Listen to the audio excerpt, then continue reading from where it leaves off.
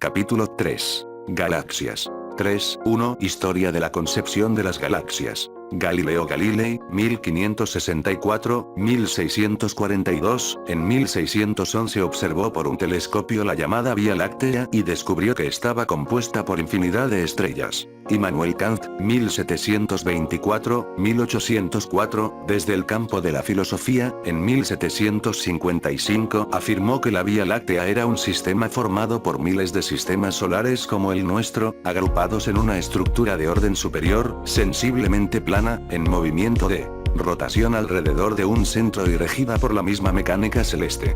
Supuso que el Sol se encontraba en ese plano formando parte de esa estructura. Supuso la existencia de otros planetas y satélites orbitando alrededor de otras estrellas y que debían existir otras vías lácteas. Charles Messier, 1730-1817, construyó un catálogo de 103 objetos a los que denominó nebulosas y cúmulos de estrellas. William Herschel, 1738-1822, construyó un catálogo con 2514 nuevos objetos de espacio profundo. En base a sus observaciones, plantea la idea de universos islas similar a la idea de Kant. Herbert Curtis, 1872-1942, en 1917, mediante la observación de 11 novas en el objeto Messier 31, Andrómeda, comprobó que eran 10 veces más débiles que las novas de la Vía Láctea.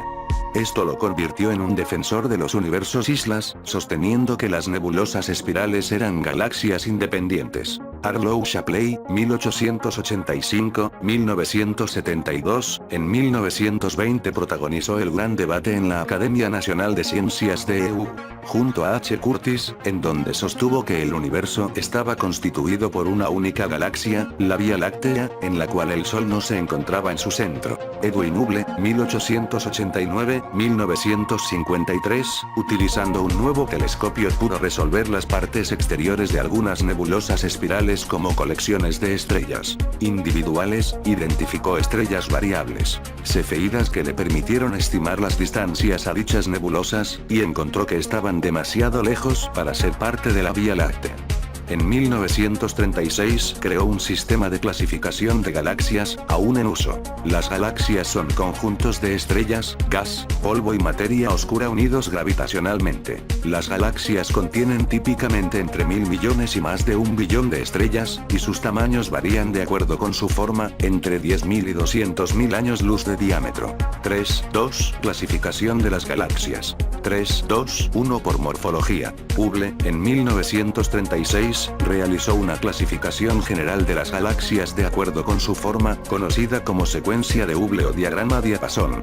En líneas generales, las galaxias se clasifican en elípticas, lenticulares, espirales, espirales barradas, SB, e irregulares, IR.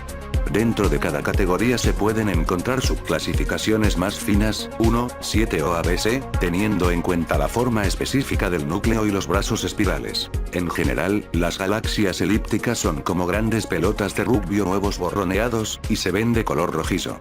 Eso se debe a que contienen poco gas, y a que la mayoría de sus estrellas son viejas y frías.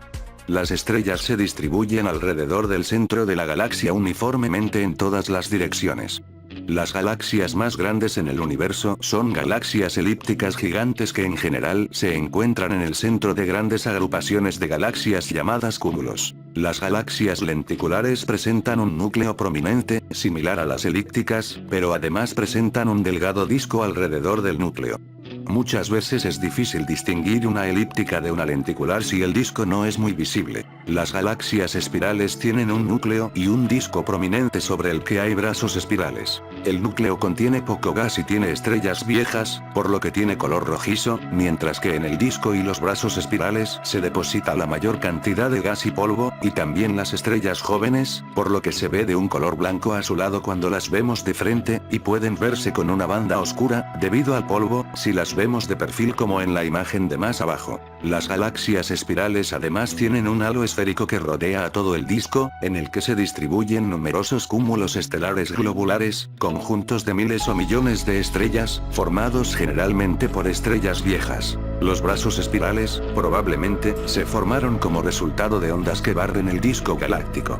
Como las ondas en el océano, las también llamadas ondas de densidad no transportan nada de materia con ellas, se mueven interrumpiendo el tránsito de la materia por la que pasan. En el caso de las galaxias, las ondas de densidad presionan las nubes de gas interestelar, causando que nuevas estrellas se formen dentro de las nubes. Esas serán las estrellas jóvenes y azules que están renovándose constantemente. Los espacios entre los brazos contienen las estrellas más viejas que no son tan brillantes. En algunas espirales, las ondas de densidad organizan las estrellas del centro en una barra. Los brazos de las galaxias espirales barradas forman espirales hacia afuera a partir de los extremos de la barra.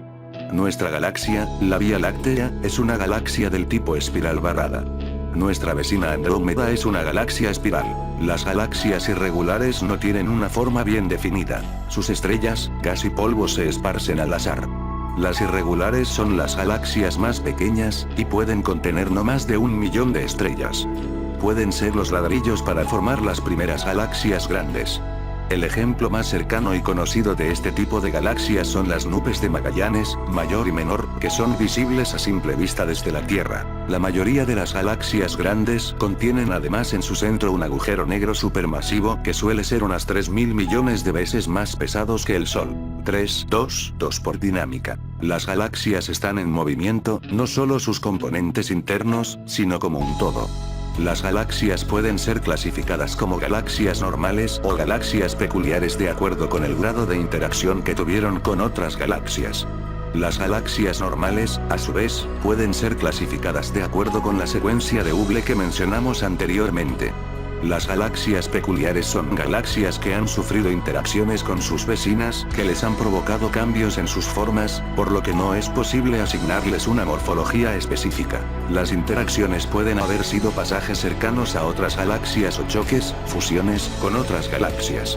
Cuando dos galaxias se fusionan, el principal componente que es modificado es el gas de las galaxias. Se producen estallidos de formación estelar. Las estrellas no chocan entre ellas, el espacio interestelar es demasiado grande, pero sí pueden sufrir una redistribución, pasando a formar parte de lo que se llaman puentes entre las dos galaxias, o colas en las galaxias. A continuación se muestran unos ejemplos típicos de galaxias interactuantes. La Vía Láctea y su vecina Andrómeda se están aproximando, por lo que dentro de 4.000 millones de años se fusionarán. 3 grupos y cúmulos de galaxias. Las galaxias en el universo tienden a agruparse debido a la fuerza de la gravedad. El 80% de las galaxias se encuentran formando grupos o cúmulos de galaxias. Los grupos de galaxias pueden estar formados por pares de galaxias o hasta unas pocas decenas de galaxias. Los cúmulos son sistemas formados por centenas de galaxias, y son los sistemas más grandes en equilibrio en el universo. En estos sistemas hay además grandes cantidades de gas caliente y materia oscura entre las galaxias. Nuestra galaxia, la Vía Láctea, pertenece a un grupo denominado grupo local formado por 3 galaxias espirales grandes, la Vía Láctea, Andrómeda y Triángulo, y más de 30 galaxias más pequeñas denominadas galaxias enanas. El estudio de los grupos y cúmulos de galaxias sirve para estudiar el efecto que un entorno sobredenso produce en la evolución, morfología y color de las galaxias. Las interacciones entre galaxias en grupos y cúmulos son frecuentes. Todas las galaxias dentro de un grupo están en movimiento, pero además, las galaxias grandes tienen pequeñas galaxias enanas, que orbitan alrededor de las galaxias principales. A ese tipo de galaxias enanas se las denomina galaxias satélites. Por ejemplo, las dos galaxias enanas denominadas nubes de Magallanes, nube mayor y nube menor, están orbitando alrededor de la Vía Láctea. 4 Medición de distancias a los objetos astronómicos. Existen diferentes métodos para medir la distancia a la que se encuentra un objeto. Cada método tiene sus limitaciones. Son útiles para medir distancias a objetos que se encuentren dentro de cierta distancia. Es por eso que por lo general se pueden enumerar los métodos dentro de lo que se conoce como escalera de distancias. Cada escalón en esa escalera incluye un método que nos permite determinar la distancia a objetos más y más lejanos. Si bien hay muchísimos métodos distintos, haremos a continuación un breve resumen de los más utilizados. Solo es posible medir la distancia de manera directa cuando los objetos son muy cercanos. Las mediciones de distancias más grandes se realizan a través del uso de propiedades intrínsecas de los objetos, leyes y modelos. 3. 4. Un radar. Las distancias dentro del sistema solar se determinan con muchísima precisión a través de una variedad de métodos. Algunos métodos geométricos, tales como el movimiento de los planetas en el cielo, eclipses, tránsitos, o utilizando radares. Se envía un haz de luz de longitud de onda de radio para que rebote en el planeta al que queremos medir la distancia. Dado que se conoce la velocidad de la luz en el vacío, la distancia es determinada midiendo el tiempo que demora la onda en regresar hasta la Tierra, o midiendo las demoras de las señales de las ondas interplanetarias. Estos métodos son útiles solo dentro del sistema solar. Podemos llegar a medir distancias hasta 0,0001 años luz, es decir, una hora luz. 3. 4. 2. Paralaje. Se le llama paralaje al movimiento aparente de la posición de un objeto respecto de algún otro objeto más lejano de fondo, debido al movimiento en la posición del observador. En otras palabras, la paralaje es un efecto de perspectiva de la geometría de una situación. Es la posición observada de un objeto con respecto a otro.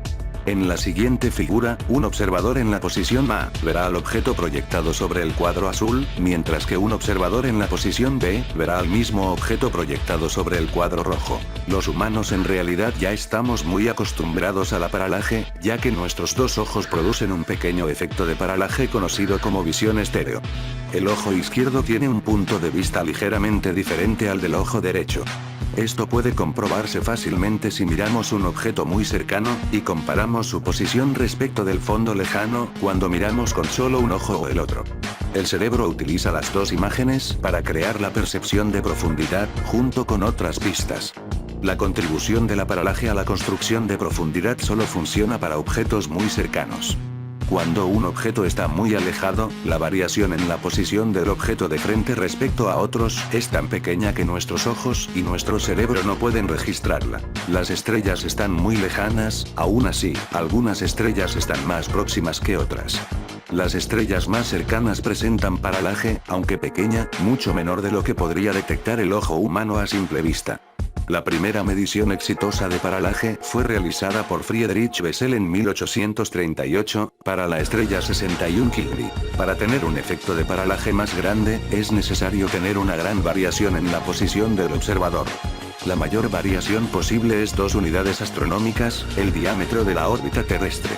Ese corrimiento corresponde a 2 posiciones de la Tierra cada 6 meses, asumiendo que una estrella no se mueve demasiado en 6 meses, lo cual es muy cierto. Un astrónomo solo necesita mirar la posición de la estrella una vez, esperar 6 meses y volver a ver la posición de la estrella siempre respecto de las estrellas distantes de fondo. Luego de que el observador mide el ángulo del desplazamiento aparente de la estrella, con un poco de trigonometría se puede calcular la distancia a la estrella. A continuación se esquematiza la geometría del problema para 2 estrellas distintas, una más próxima que la otra. Puede verse que para estrellas más lejanas, el desplazamiento aparente sobre el fondo de estrellas azul es menor, y esto es justamente lo que limita a este método para medir distancias a estrellas mucho más lejanas. El satélite Hipparcos, que estuvo en funcionamiento desde 1989 hasta 1993, era capaz de medir paralajes de 0,001 segundos de arco, por lo que pudo catalogar alrededor de 2,5 millones de estrellas más cercanas que 500 años luz. El recientemente lanzado, 19 de diciembre de 2013, satélite Gaia será capaz de medir ángulos 1000 veces más pequeños que Hipparcos, por lo que obtendrá un buen mapa tridimensional, posiciones angulares y distancias, de alrededor de 1000 millones de estrellas de nuestra galaxia, aproximadamente el 1% de las estrellas de nuestra galaxia. La paralaje se utiliza también para definir una nueva unidad de distancia, el parsec. Un parsec es la distancia a la que estaría un objeto para que el ángulo de paralaje sea de 1 segundo de arco. El ángulo de paralaje es el que subtiende una unidad astronómica. Un parsec es equivalente a 3,26 años luz. 3 módulo de distancia, farolas estándares. Para algunas estrellas más alejadas, en donde la precisión con la que se puede medir el desplazamiento aparente por paralaje no es suficiente, se puede comparar el brillo aparente de la estrella con su luminosidad, o brillo intrínseco. Imaginen a una persona que sostiene un foco de 100 W.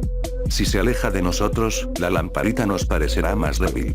Si se ubica muy cerca nuestro, la lamparita nos parecerá más brillante. Comparando qué tan brillante nos parece el foco con lo que sabemos que brilla intrínsecamente, podemos determinar la distancia a la que se encuentra.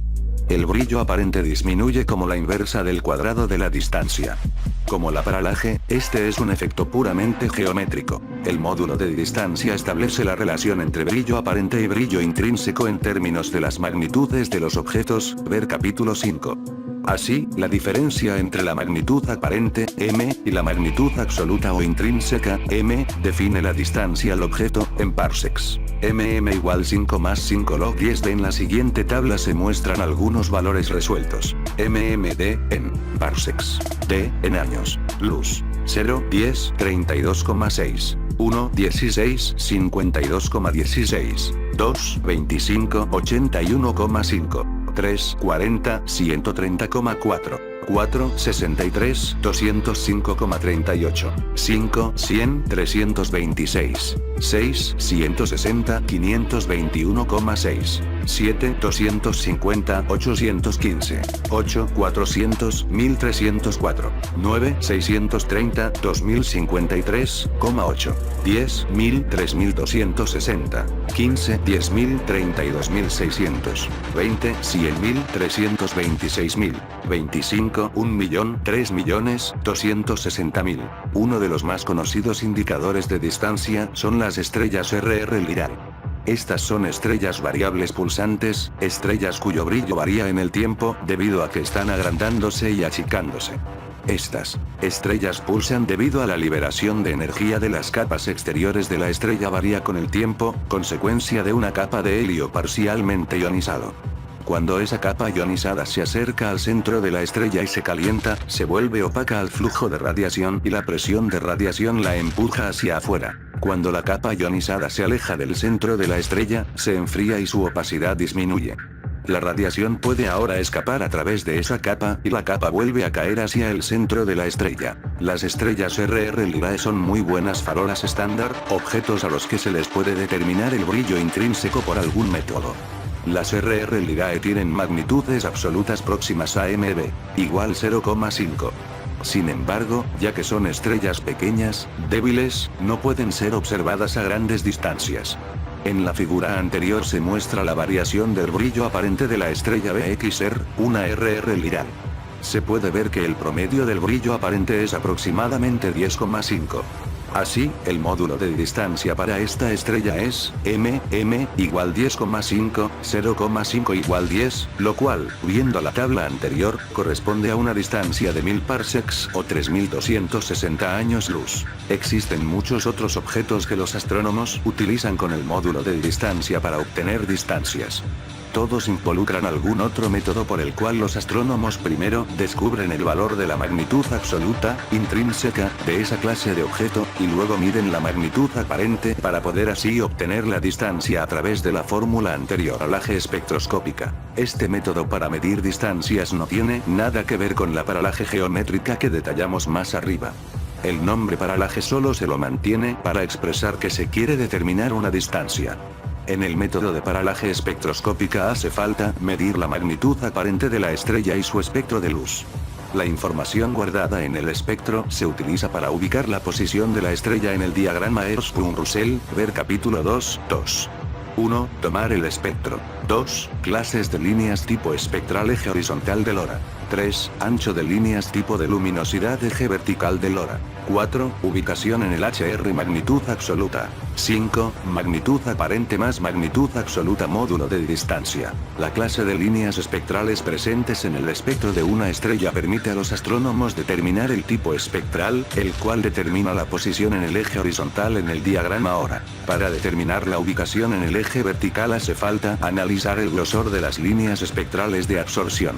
El grosor de las líneas está relacionado con la clase de luminosidad, que se divide en categorías que van de y a D en números romanos. El ancho de la línea está determinado por la densidad de átomos que absorben en las partes exteriores de la estrella. Una estrella de secuencia tendrá líneas de absorción anchas en su espectro ya que la densidad de átomos en las capas exteriores es alta, mientras que una estrella supergigante, clase de luminosidad I, tendrá líneas espectrales delgadas debido a la baja densidad de los átomos absorbentes. La clase de luminosidad de la estrella determina la ubicación en el eje vertical del diagrama. Ahora, una vez que se conoce la ubicación de la estrella en el diagrama HR como la intersección de su clase espectral y su clase de luminosidad, entonces uno puede leer su magnitud absoluta. Conocida su magnitud absoluta y combinada con la magnitud aparente que se le mide, a través de la fórmula del módulo de distancia, se puede conocer la distancia a la estrella.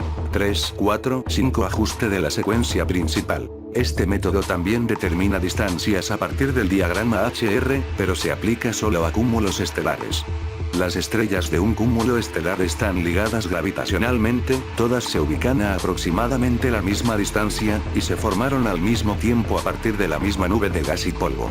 Se asume que todos los miembros de un cúmulo estelar se encontrarán en la misma posición en el diagrama HR, y que son estrellas de secuencia principal. El método de ajuste de la secuencia principal.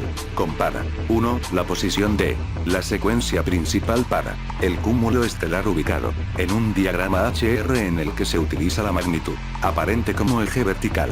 Con 2. La posición de la secuencia principal para estrellas cercanas cuyas distancias son bien conocidas por otro método, paralaje trigonométrica, y se usa como eje vertical la magnitud absoluta. La diferencia en las posiciones de las secuencias principales se deben a la distancia a la que está el cúmulo. La posición vertical de la secuencia principal del cúmulo estelar es ajustada verticalmente hasta que se ubique sobre la secuencia principal de las estrellas cercanas. La cantidad que haga falta ajustar en el eje vertical es el módulo de distancia, el cual nos dará la distancia. 3, 4, 6 cefeidas. Las variables cefeidas son estrellas variables pulsantes similares a las RR Lyrae que se mencionaron antes, sección 3 de abril de 2003. Sin embargo, las cefeidas tienen períodos de pulsación más largos y son estrellas mucho más grandes. Las cefeidas han sido uno de los principales indicadores de distancia por muchos años. Aunque ellas no tienen todas la misma magnitud absoluta promedio, como las RR Lyrae, son más útiles ya que al ser estrellas más brillantes, pueden ser observadas a mayores distancias, inclusive en otras galaxias. Henrietta Leavitt, en 1912, fue la primera en reconocer que existía una relación entre el período de pulsación y la luminosidad de las cefeidas. Ella descubrió que las cefeidas más grandes y más brillantes tienen períodos más largos, aunque ella no estaba segura respecto de la relación exacta. Harlow Shapley luego calibró las cefeidas, relacionando el período de pulsación con la magnitud absoluta, lo que llevó a las primeras estimas del tamaño de la Vía Láctea. Esa calibración del período luminosidad ha ido mejorando con el tiempo y la relación más precisa que se tiene en la actualidad se puede ver en la figura de la derecha. Matemáticamente, podemos expresar la relación como m igual menos 1,43 menos 2,81 log p. Aquí se muestra la curva de luz de la estrella S-Nor, la cual es una cefeida. Puede verse que tiene un período de pulsación de 10 días y una magnitud aparente promedio de 6,5. A partir de la relación período-luminosidad, o mag absoluta, puede verse que para esta estrella su magnitud absoluta es menos 4. Por lo tanto el módulo de distancia es 6,5, 4, igual 10,5, de donde la distancia es 1260 parsecs o 4107 años luz. Utilizando el telescopio espacial Hubble y este método de las cefeidas, se han podido determinar distancias a galaxias ubicadas hasta a 60 millones de años luz de distancia. 3, 4, 7 Relación Tully-Fisher y Faber-Jackson. Mediante el estudio del movimiento de las estrellas de una galaxia, se pudo determinar que existe una relación entre la velocidad con la que se mueven esas estrellas y la luminosidad total de la galaxia. Las expresiones analíticas exactas son conocidas como relación Tully-Fisher para el caso de galaxias espirales, y relación Faber-Jackson para el caso de galaxias elípticas. Utilizando los espectros de las galaxias se puede medir la velocidad de sus estrellas, y mediante estas relaciones empíricas se puede determinar la luminosidad, o lo que es lo mismo, la magnitud absoluta, de las galaxias. Nuevamente, midiendo la magnitud aparente de la galaxia y usando la magnitud absoluta que calculamos, obtendremos el módulo de distancia y la distancia a la galaxia. 3, 4, 8 supernovas. Una supernova es una estrella que explota violentamente. Las supernovas pueden producir tanta energía como toda una galaxia en un breve periodo de tiempo, algunas fueron tan brillantes que pudieron ser vistas inclusive de día. Sin embargo, son eventos muy raros. Se estima que solo una o dos ocurren por siglo en nuestra galaxia. Existen dos tipos principales de supernovas. Las tipo primero involucran una estrella enana blanca que es parte de un sistema estelar binario. La enana blanca, una esfera del tamaño de la Tierra formada principalmente por carbono y oxígeno, el final de una estrella de baja masa, está robando material de su estrella compañera. La fuerza gravitatoria de la enana blanca se opone a la presión de radiación de su interior. Pero existe un límite en la masa de la enana de 1,44 veces la masa del Sol, llamado límite de Chandrasekhar, tal que si el material que está siendo succionado de la estrella compañera hace que la masa de la enana sea mayor al límite de Chandrasekhar, entonces ocurrirá una supernova. La enana blanca será entonces destruida en un fuerte estallido de fusión y no quedará ningún remanente. Las supernovas tipo segundo involucran estrellas muy masivas al final de sus vidas, ver capítulo 2. Estas estrellas fusionan elementos en sus núcleos, carbono, oxígeno, magnesio, neón, silicio, y finalmente se forma un núcleo de hierro. Ya que el hierro Fe56 es el núcleo más estable, no es posible sacar más energía de fusión nuclear y la muerte de la estrella es inminente. El núcleo de hierro es comprimido a una presión y temperatura increíblemente altas por el peso del material que viene cayendo de las capas exteriores. Al haberse detenido la liberación de radiación, el núcleo de hierro prácticamente se desintegra, y todas las capas que vienen cayendo chocan contra ese núcleo comprimido y rebotan. Este tipo de supernova es menos energética que la de tipo I, y típicamente se forma una estrella de neutrones o un agujero negro al finalizar la actividad. Debido a que las supernovas son eventos tan energéticos, los astrónomos pueden observarlas desde grandes distancias. Sin embargo, son eventos cortos que duran solo un par de días, por lo que los astrónomos tienen que trabajar mucho para detectarlas antes de que alcancen el pico máximo de brillo y empiecen a debilitarse. Las supernovas son muy útiles como indicadores de distancia ya que es posible calibrarlas, esto es, relacionar el perfil de brillo observado o aparente con su magnitud absoluta. Las supernovas tipo primero son muy uniformes y fáciles de calibrar ya que los astrónomos pueden calcular la cantidad de energía que se produce cuando 1,44 veces la masa solar de carbono y oxígeno se fusionan. Por esta razón, las tipo I son mucho más útiles que las tipo segundo. Todas las supernovas de tipo I tienen una magnitud absoluta de m igual 19,3 en el pico de emisión. Por lo tanto, los astrónomos miden la magnitud aparente de la supernova en el momento de máximo brillo, y mediante la fórmula del módulo de distancia, pueden determinar la distancia a la galaxia donde explotó esa supernova.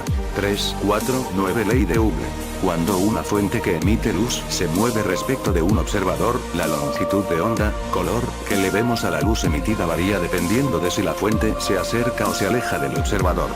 Este efecto es conocido como efecto Doppler.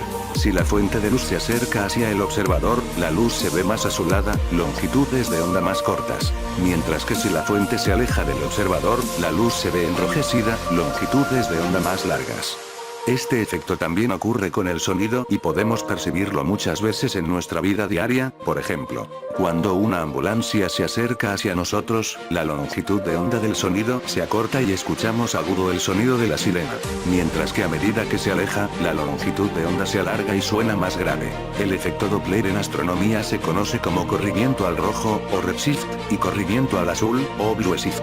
Se usa para medir la velocidad con la que los objetos se alejan o acercan de nosotros. Dado que los espectros de las estrellas galaxias etc. presentan líneas que son la evidencia de los elementos químicos que las componen, es fácil comprobar con esas líneas de los elementos conocidos si el objeto se está acercando o alejando del observador.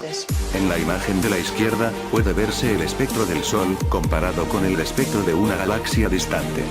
Puede verse la presencia de las mismas líneas de los elementos químicos, pero la posición de las mismas está levemente desplazada hacia arriba, es decir, hacia el rojo. Eso quiere decir que esa galaxia se está alejando de nosotros. La medición del corrimiento de las líneas en general se denomina simplemente redshift y se representa con la letra Z.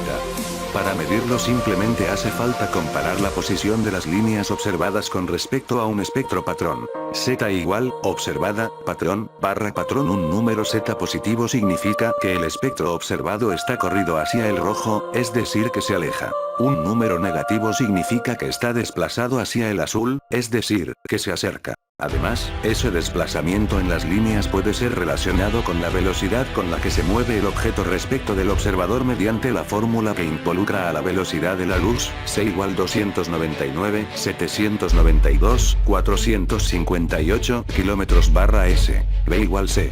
Z. En la década de 1920, Edwin Hubble, estudiando el desplazamiento de las líneas de los espectros de las galaxias a las que les conocía la distancia, medida con alguno de los métodos detallados anteriormente, hizo un descubrimiento que hoy en día es conocido como ley de Hubble.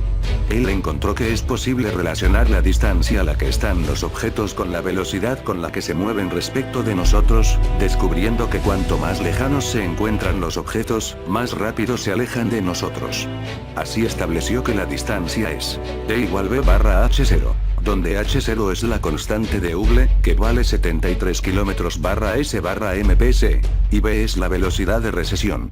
Esta fórmula permite calcular la distancia a la que se encuentran los objetos lejanos, midiendo la velocidad con la que se alejan de nosotros, aunque como dijimos anteriormente, en realidad, esa velocidad no puede medirse directamente, sino que lo que se hace es utilizar el espectro de radiación del objeto y determinar el corrimiento al rojo, redshift, Z igual barra, y de allí se calcula la velocidad, para finalmente obtener la distancia a través de la ley de Hubble. El descubrimiento de la ley de Hubble fue además la primera evidencia de la expansión del universo que llevó a formular la teoría del Big Bang como origen del universo. La ley de Hubble ha sido reformulada a medida que la teoría de la relatividad y la teoría del Big Bang encontraron nuevas evidencias observacionales. Por ejemplo, el valor de H0 en la ley de Hubble no es un valor constante, sino que varía dependiendo de la distancia y del momento en el que la luz fue emitida y empezó su viaje hacia nosotros. Además, dado que el espacio es curvo, de acuerdo con la teoría de la relatividad, la dependencia lineal entre B y D ha sido modificada para tener en cuenta la geometría del espacio. En este apunte no detallaremos la formulación matemática exacta de la ley de Hubble con la dependencia espacial y temporal, pero enfatizaremos que esta ley es útil para medir distancias con solo medir el desplazamiento que sufren las líneas de los espectros.